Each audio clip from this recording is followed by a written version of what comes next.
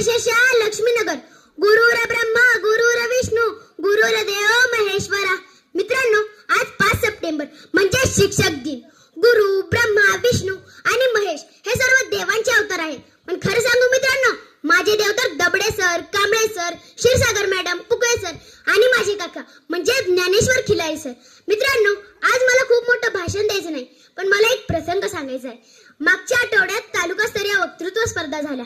त्या स्पर्धांमध्ये माझा प्रथम क्रमांक आला.